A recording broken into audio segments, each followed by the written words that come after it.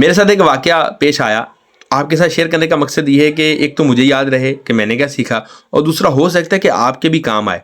हुआ ये कि जूते बेचने वाले एक आदमी, एक भाई मेरे दोस्त हैं, उनकी दुकान से मैं अपने बच्चों के जूते लेता हूँ, तकरीबन उन्हीं से ही लेता हूँ। उनकी क्वालिटी भी अच्छी है, रेट भी मुझे समझ में आता है और उनसे वाकिफ़ियत भी हो गई। तो अब टाइम भी बचता है कि जरा इधर जाओ उधर जाओ, बस एक ही दुकान पर गए, जूता पसंद आया तो ख़रीद लिया।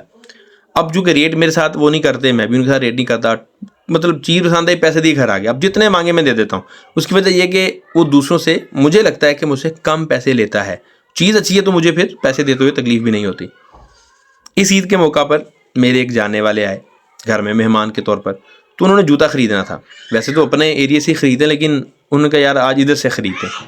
तो मैंने गलती ये की कि उनको अपने साथ उसी दुकान पर ले गया। अब उनके साथ रूटीन क्या थी, चीज़ पसंद आई, जितने उसने पैसे बताए मुझे समझ में आया तो मैंने दे दिए। ऐसा नहीं कि मैं हर चीज़ ख़रीदता हूँ, रेट समझ में नहीं आया तो मैं या तो सस्ती ले लेता हूँ या फिर नहीं लेता, ये मेरी अपनी चॉइस थी। लेकिन होता ये था कि पसंद आ जाती, उसको पैसे दे के वापस आए थे।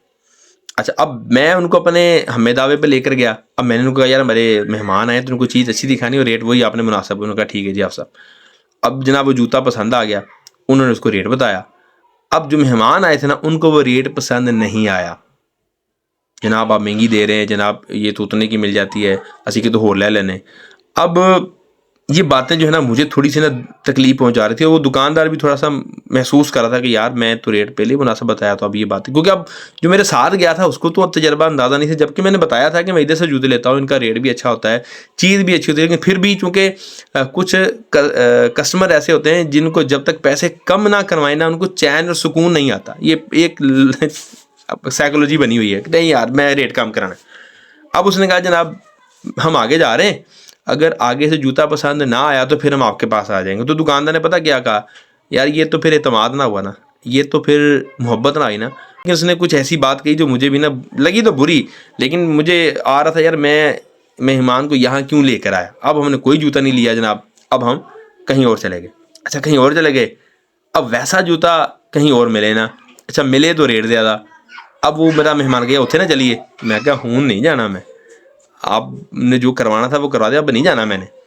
अब जनाब हमने फिर जैसे तैसे करके कोई कॉपी उसी तरह की ना कहीं और से ख़रीदी और जूता लेके घर आए। अब जो मैंने सीखा वो ये क्या कि अपनी जहाँ पे जान पहचान होना, वहाँ पर किसी ऐसे बंदे को ले जाना जो आप पे एतमाद ना करे या कम करे, नहीं जाना चाहिए, नहीं लेके जाना चाहिए। उनको किसी रैंडम दुकान पे ले जाए, अब जो वहाँ पे एक रैंडम रेट होता है वहाँ करें, कोई इशू नहीं। आप पर्सनल जब चीज़ लेने जाए तो फिर वहाँ चले जाएँ। अगर कोई जा रहा है आपके साथ तो फिर ये रिस्क ना लें, वरना फिर वो आपकी भी कच्ची। अब मुझे शर्मिंदगी भी उस दुकानदार के सामने, क्योंकि जब एक बंदा आपको बिल्कुल निचोड़ का रेट दे रहा है, मुनाफा मैंने कहा कि हर बंदा लेता है, तो मेरा भी उसको यही कहना कि यार आप मुनाफा ज़रूर लें, आपका हक क्या है, लेकिन मुनासिब से ले लें। अब एक बंदे ने फॉर एग्जाम्पल 100 रुपये की चीज़ है, उसमें 10 रुपये मुनाफा लिया, अब आप उसको एक रस्सी लेने, अब वो मेरी तो देखेगा कि नहीं देखेगा।